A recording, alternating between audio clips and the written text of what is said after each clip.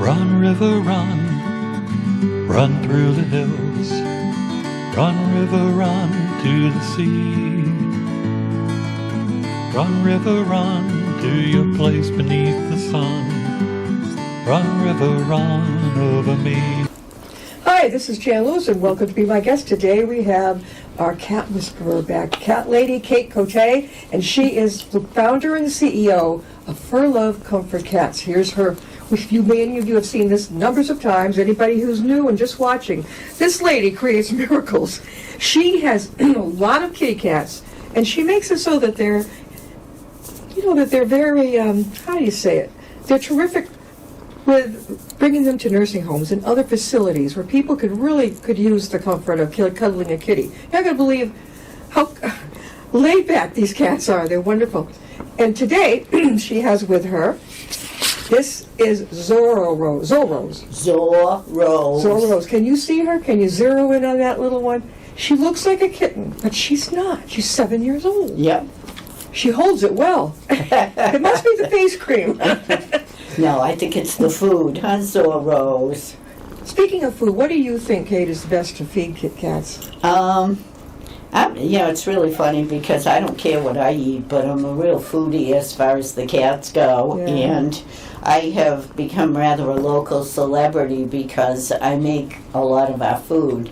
And the reason I make the food is because I don't want them to have all these chemicals in their diets. Right. And now a lot of people are messaging me and saying, well, what do you make? And, how do you make it? And so I've become famous now because I make cat food. So, and they get liver and rice. It's a liver and rice additive that I cook. So they get a lot of freeze-dried food.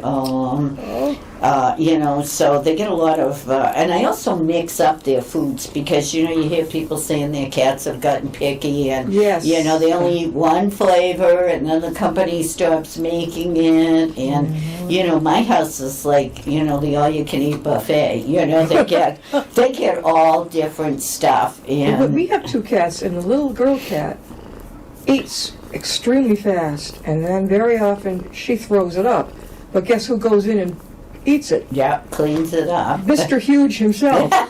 Really, this guy, he is, I was talking with somebody the other day. What did she call it? The way it's like he's a 24/7, he wants food.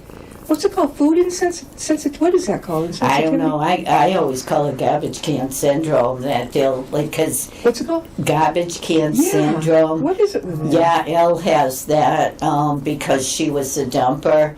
And sometimes they never lose that, It's like they're just focused on food all the time. Between her and Jed, they eat like 100 times a day. I mean, every time they see me, I have to buy those little perfect portions, and I give it to them. But I have to share a funny ragdoll story about Jed. I'm in a ragdoll group, and when I first got Jed, he was eating 6 cans of Fancy Feast a day because they're like teenagers. They're big cats, they're growing, they need the food to grow. And I was like, oh man, why did I want this cat? I can't even afford to feed him, And so people on the ragdoll group will come on the group and they go, I just got a new kitten. It eats all the time. Yeah. What should I do? And all the seasoned people say, feed him. Yeah. Just feed him. But then they get like this, like Ace. No, they're big cats. I mean, we had an episode with Jed the other day that was kind of unfortunate. We were visiting a lady, she's 104 years old, and she went like this. And Jed was in the stroller, and of course Jed's still a kitten. He hasn't worked out much. And when she did that, he started moving out. And I said, geez, I don't think I want him sitting on you. Yeah. And she said, oh, no, it'll be all right. And of course, when they start to move out, you can't grab them. Yeah, you can't grab them because then they hang on. They don't want you picking them up. Wow, yeah. And so I had to let him go. He got to her lap, and she looked at me, and she said, this wasn't a good idea. And I said, okay. I said, Jed, can you get back in the stroller for me? and he turned right around and he walked right across her lap and got right back in the stroller.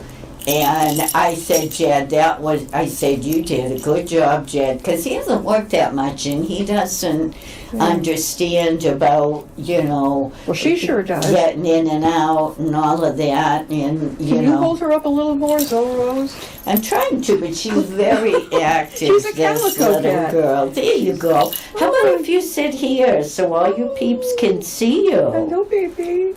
Oh, gosh, if you're a cat lover at all, this is just a sit opposite such a cuddly cat. It's like, ooh, you're almost like the cat whisperer.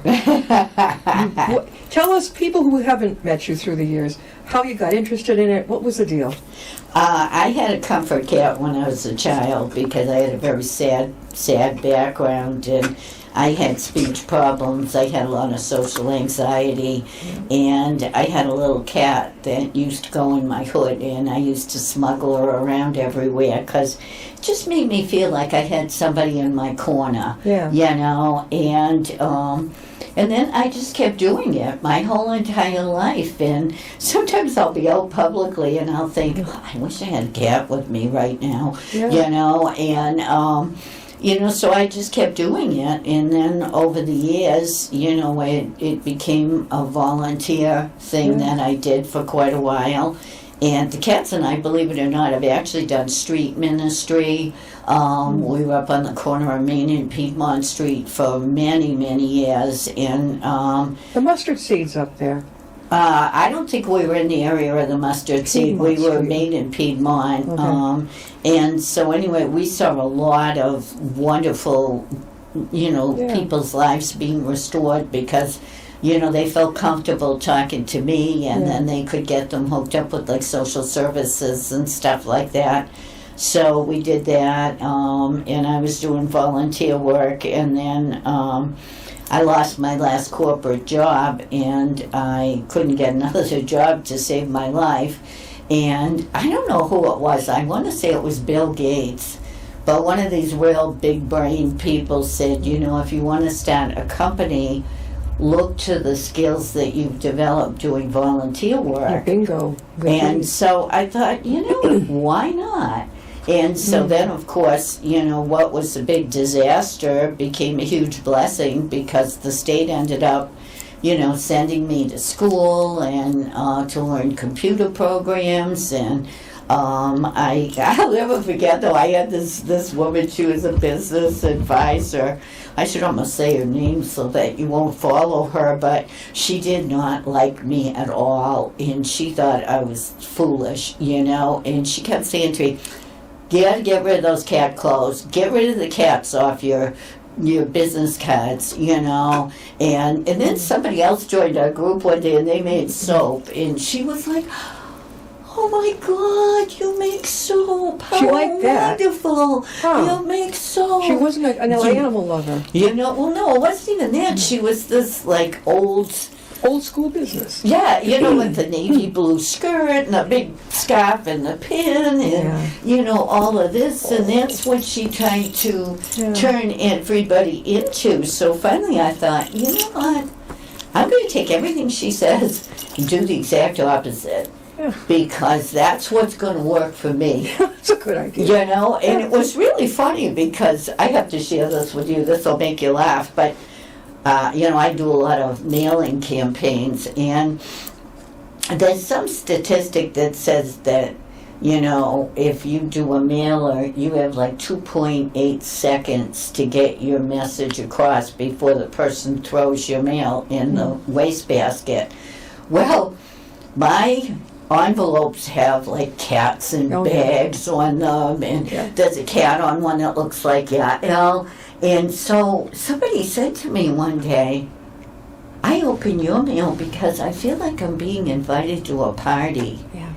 And I thought, how cool is that? So then I was working with a printer a week or so ago on the business card again, and he said, oh, I love your business card. He said, it's so much fun and it's so eye-catching. And so then I told him about, doing the mailers. And people call me up and they get the mailer and then they call me and they go, I'm so excited Yeah. to get, because, it's not some stereotypical thing that everybody sends out in the mail. Yeah. It's something that's crafted by me. Yep. And I want people to have a good time when we come. I want people to feel that I care about them, that I'm interested in them, I'm connected. I know, I could relate to this, what Kate is saying, because the one time a friend of ours was in Northbridge, whatever that was, that rehab. St. Camillus. Yes, yeah, he was there.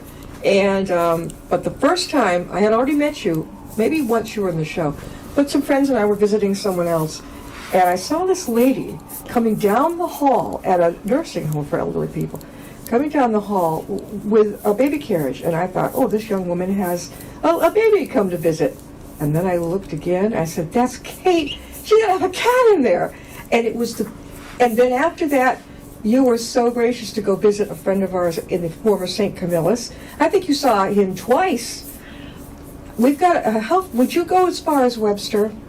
Oh yeah, we used to work in Webster. Okay. Have you ever been in the Brookside rehab over there? Well, anyway, we have a friend in there. Boy, I think he could use a real happy time. And there's a Yeah. lot of people sitting there, elderly. It's like God's waiting room. I don't like that. I think, just let them.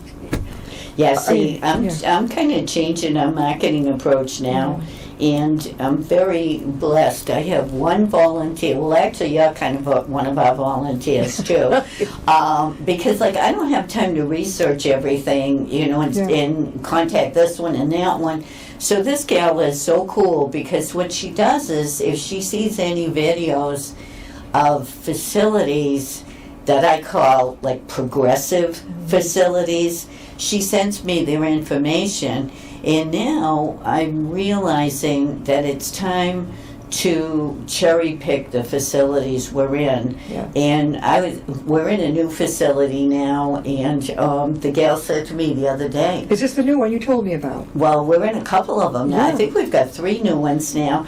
And she said to me, I'm shocked at how many people know you now.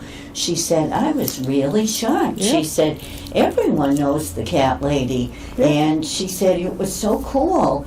And I went to a farm over the summer, and they have little concerts there, and at every concert, someone came up and either said, you visited my mom, you visited my dad, somebody told me you're the cat lady, I've wanted to meet you. This is a dream come true for you. And so It really is. I think now, because I've built enough of a presence in this area, that now I want to be associated with places that really support my work. Because what has happened, because of the lockdown and all of this, there's good and bad about it. We lost all of our facilities, and not only do we lose all of our facilities, but all the people the connections we had there have retired. So now there's all new people, Yeah. but in all this, and then we got a new facility, and then they got a new director, and he doesn't like our program, or he didn't like anybody's program, I guess. He cut out all the activities. Yeah. So we just got in there. I was really building a presence there, and now you've got somebody at the top of the food chain Yeah. that He doesn't want it, yeah. Yeah, he has a different attitude. Exactly. So I really want to concentrate on facilities now where the higher ups support this, and then the activities people are willing to work with me, because, we have a lot of crazy things that happen, because I keep saying to people, let's shut the TV off. Let's, let's get them in their rooms. Yeah, And yeah. people don't understand that that's the essence of what we're doing, is to get them in a quiet setting so they can concentrate, but also so that they can feel special. Well, our friend just lays there and watches TV all day. He's got all his marbles. That's another whole story. They're not doing physical activity with him. But, all right, now, Kate, I'm going to hold it up. You tell them how to get a hold of you. We're Fur Love Comfort Cats. My name is Kate Cote. My phone number is 508-476-3041. It's www.forlovecomfortcats.com. You can reach me at catlady109 on hotmail.com. And you can also check us out on Facebook. The cats have their own page, and I also have a Facebook page. So we're on Facebook too, and you can see pictures of the cats Yes, working. you can. She sends us pictures all the time. How far, Kate, are you willing? Somebody sees this and they're like, okay, we want this gal to come with her. First of all, how many cats do you have? Oh, that's a classified You don't want to know. secret. You don't want to know, right? That's classified. How far will you travel? We went as far as Natick. That's good. But the person in Natick, I think, went to Wellesley, and they're actually building a new facility, and she wants to bring us there. And I said, I don't want to drive to Wellesley, Sharon. And she's like, it's only 5 more minutes down the road. And I'm like, the traffic and driving with a cat in the car and all of that, it's like, I'm not thrilled. But if she called me tomorrow, I loved working with this gal. Mm-hmm. And the facility that they're building is being built by Benchmark, and it's and that's one of the things I want to touch on today too. Is I'm kind of excited about new ways that people are looking at managed care, because this Benchmark facility is all going to be on one floor. And it's going to be like an octagon building rather than being a square building, so that the inside of the building will be outdoors, and the people will be able to go outside, and they won't have to be supervised, because, logistically, all of these things are like nightmares. Like if you're in a managed care facility, you can't even go out and sit on the porch unless you have someone with you. And of course, then they don't have the staff. So, when I first started volunteering in my aunt's facility, one of the CNAs came up and she was all excited. And she said, we're so happy to have you. You can take all the people down on the porch. And I said, how am I supposed to drag people around in wheelchairs when I have a cat in a stroller? And so it's really hard to, manage all these people. And then you have people like your friend that are at different levels. You have some people who can't be left alone. They need to be supervised. But then you have other people that are in because they just have a physical problem. Yeah, and they need to address that physical problem. We don't know why he's not getting physical therapy. I don't know, but people, they have to lump everybody into like one category. And that's where we come in.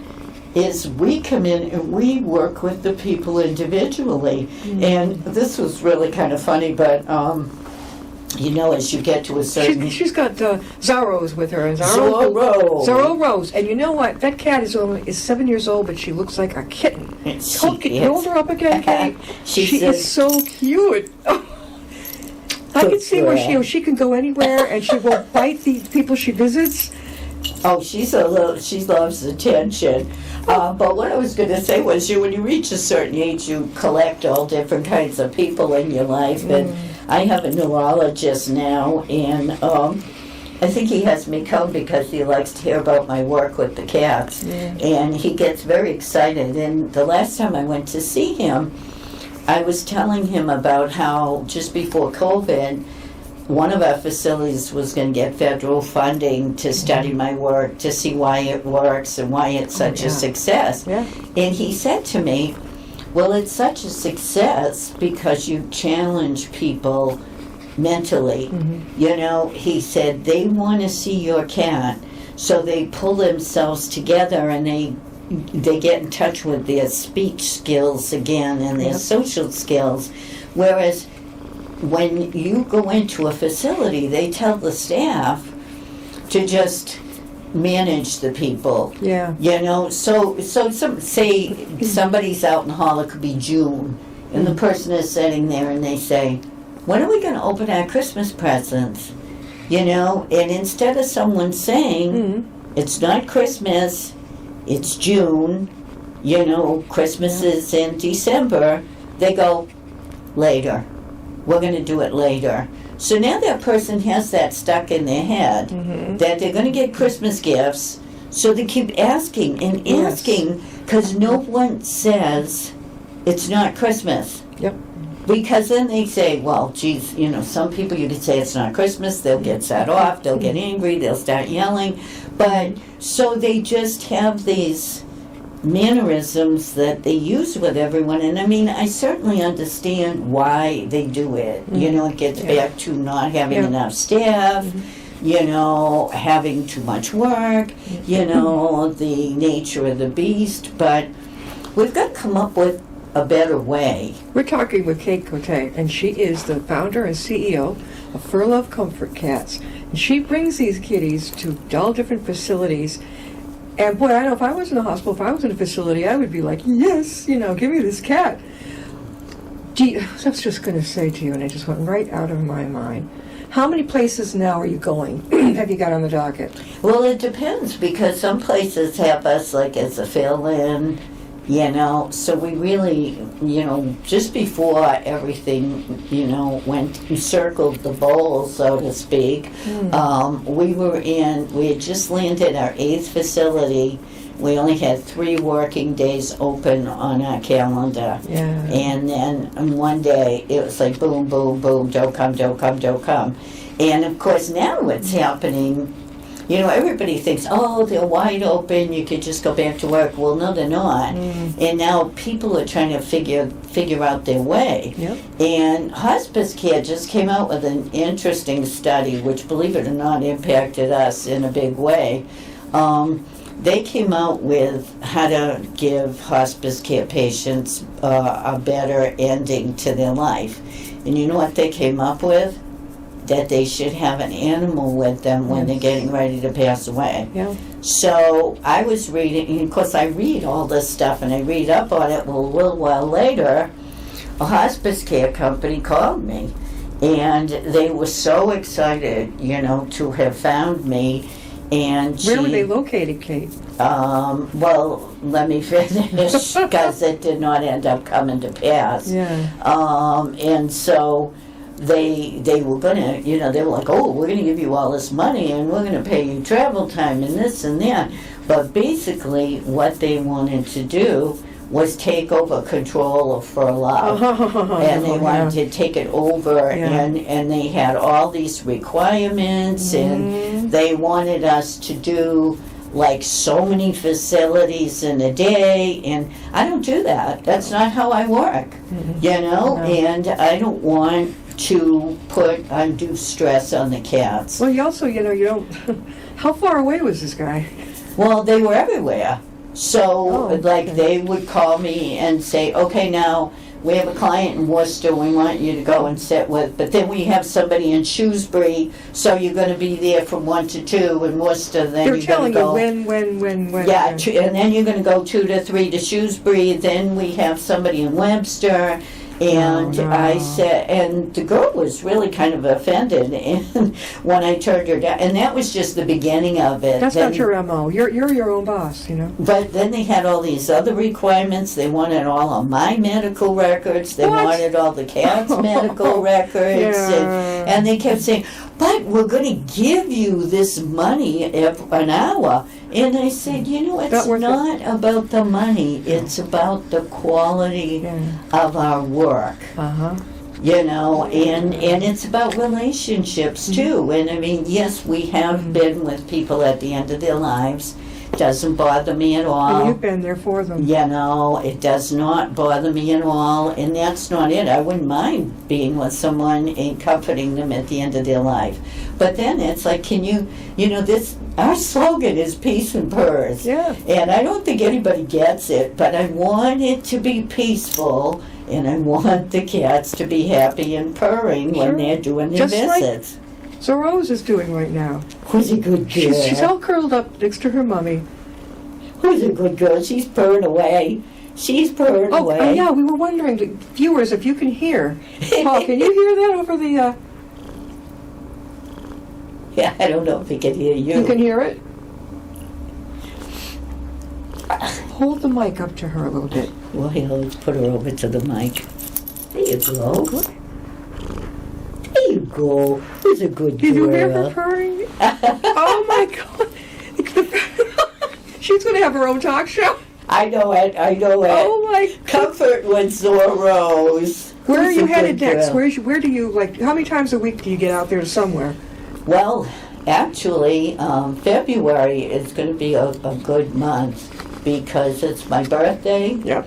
And we have 2 new clients that we're going to start with. And so... Individually or in a facility?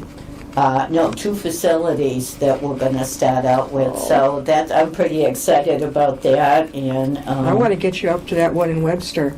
You are deeply needed. It's very sad. You walk in, and we walked in on our friend one day. He was there like this. He looked like he's young. I mean, probably be the 70s, one of the youngest people in there. And what the heck's what? I had to wake up. And then he's got the TV, and I'm thinking, he really perks up when we come in. He'd probably love this. I have to laugh though because I did find him in the battle against the electronic babysitter. Because, I have escorts when I go through these facilities. Yeah. And initially when I started, 8 years ago now, I'd go in and the staff would be like, you can't shut that television off, they're watching it. Sure. And I'd go, you know what? If they're watching TV, they don't need a visit from us because I'm not going to be screaming over the electronic babysitter. Now I go into facilities and I have escorts and I go like this with my hand. Yeah. And they run and they find the clicker, they mute the TV, and, we do I know our that feeling. visit. It's not a good feeling, Kate. Even when we go to visit him, it's like, here, move that thing over here, turn it down, whatever it is. Before we close, we've been talking with our cat expert, It's done. Kate Cote. And Kate, once more, tell people how they can reach you. With For Love Comfort Cats, you can call me on the phone, which is probably best, 508-476-3041. We're online, forlovecomfortcats.com, and you can email me at catlady109@hotmail.com, and we're also on Facebook. Oh, she is. Very much. And so if people are interested, if you'd like to have Kate come with one of her kitties, she's with Zorros. I said it right? Zorro. Zorro. She said that's who we have with us right now. But she could show up with any of her little kitties and comfort cats. And boy, what a great idea! There's a hospice up the street at Milford, even in Notre Dame, in Worcester. They have a hospice. I mean, we could go on forever, right? Recovery places. Oh yeah, assisted living. We're very popular in But assisted like addiction living. recovery, what a great place to help people get through probably one of the toughest times in their lives, detoxing. Yeah. God, thank you for being with us. She'll be back. Peace and purrs. Peace and purrs. See you next time.